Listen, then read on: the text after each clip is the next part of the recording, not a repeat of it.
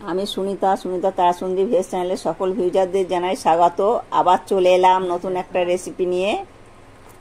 ফুটন্ত জলে ঢেঁড়স দিয়ে একেবারে নতুন স্বাদের রেসিপি। একবার খেলে বারবার বানাবে। আর দেখো আমি কিভাবে করছি। এখানে আমি জল বসিয়ে দিয়েছি, জলটা ফুটে গেছে। আমি ঢেঁড়সগুলো জলের মধ্যে দিয়ে দিলাম,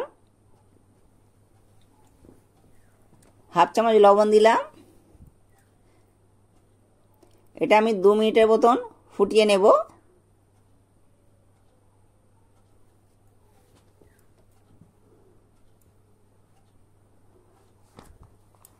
দু মিনিট ফুটিয়ে নিয়ে আমি এটা জলটা ঝরিয়ে নেব।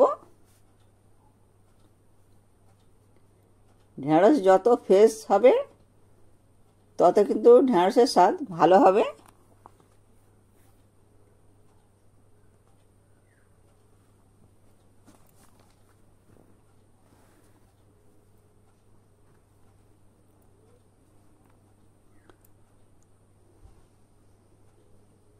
দু মিনিট হয়ে গেছে, এটা আমি জলটা ঝরিয়ে নেব।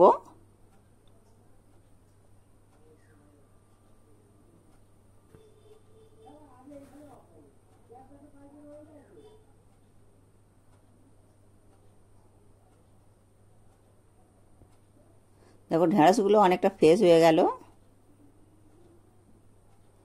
আর আমি কিন্তু ছুরির সাহায্যে এগুলো কেটে নেব।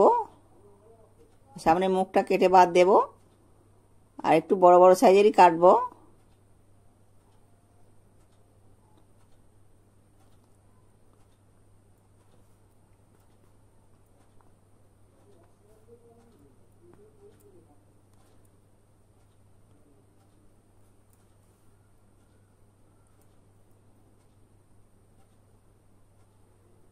একটু বড় সাইজের কাটলে দেখতে ভালো লাগে। তেল দিলাম 1 চামচ, হলুদ হাফ চামচ,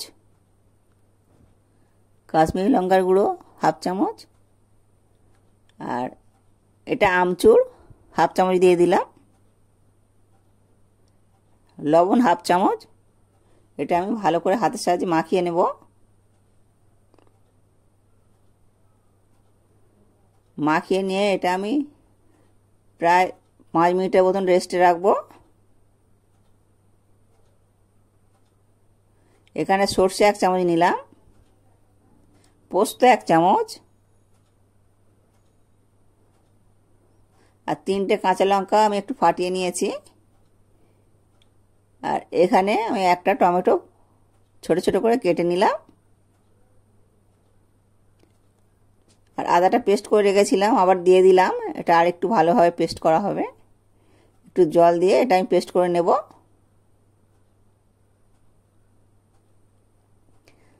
দেখো আমার এটা পেস্ট করা হয়ে গেছে।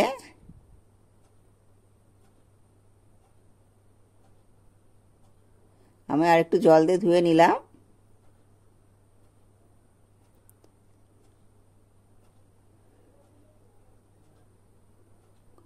কড়ার মধ্যে আমি 2 চামচ তেল দিলাম, আর খুন্তির সাহায্যে এটা আমি চারিদিকে মাখিয়ে নিলাম।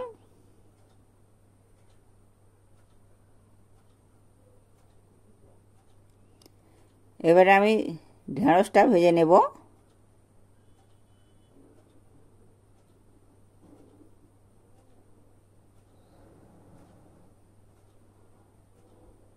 বন্ধুরা হয়তো ভাবছো যে ঢেঁড়সটা তো ভাজার সময় মশলা দেওয়া যেত ঢেঁড়সে, কিন্তু এটা আগেই বা দিল কেন? আগে দিলে কিন্তু টেস্টটা আরও খুব সুন্দর হয়।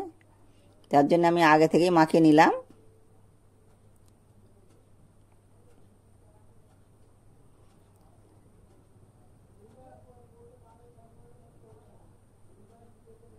স্কিপ না করে পুরোটা ভিডিও দেখতে থাকো বন্ধুরা, তাহলে বুঝতে পারবে কিভাবে করছি এটা।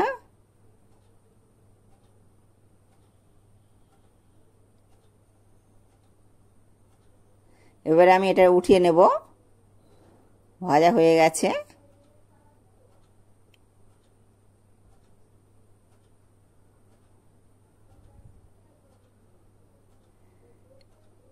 আমি ফের কড়ার মধ্যে তেল দিলাম, আর এখানে কাঁচা জিরে দিলাম, আর দুটো শুকনো লঙ্কা কুচিয়ে দিয়ে দিলাম।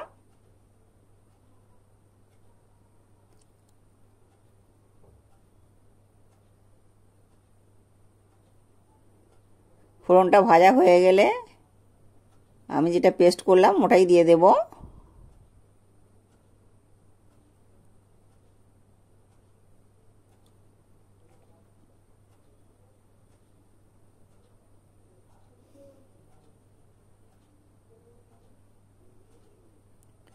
এবার এটা ঢেলে দিলাম,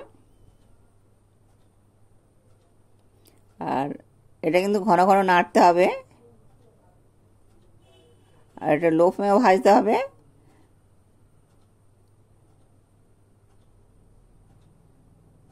আর এর মধ্যে থেকে যখন তেলটা ছেড়ে আসবে তখন জানতে হবে যে এটা হয়ে গেছে। দেখো মশলা থেকে আমার তেল কিন্তু ছেড়ে আসছে।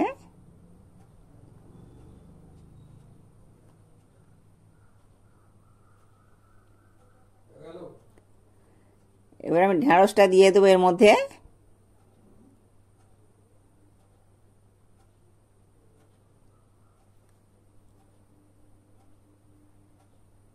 আর আমি এটা লো ফ্লেমে দিয়ে দিলাম।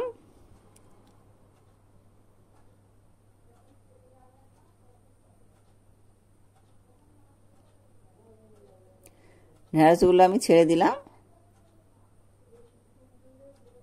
এবার ঢ্যাঁড়সটা দিয়ে আমি ভালো করে কষিয়ে নেব।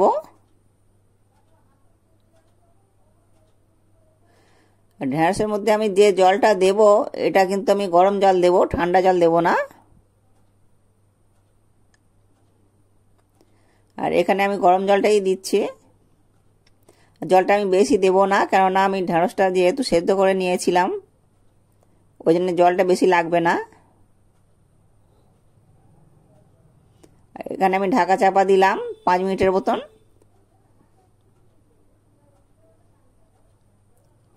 5 মিনিট হয়ে গেছে, আমি ঢাকা চাপাটা খুলে নিলাম। এবার 1 চামচ চিনি দিলাম,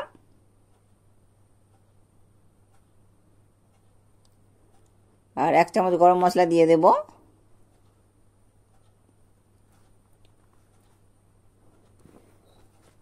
আমার এই সহজ রেসিপিগুলো যদি ভালো লেগে থাকে তাহলে প্লিজ প্লিজ সাবস্ক্রাইব করবে, আর বেশি বেশি করে কমেন্ট করবে।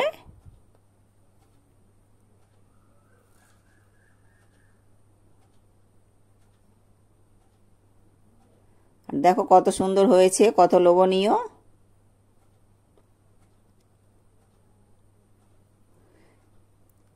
আর তোমরা বন্ধুরা এইভাবে আমার নিয়ম ধরে করবে, তাহলে কিন্তু এটা খেতে খুব ভালোই লাগবে। আমি যে নিয়মে করলাম এই নিয়মে করবে, তো খুব সুন্দর খেতে হয় এগুলো। আর ভাত রুটির সঙ্গে খুব ভালোই লাগবে।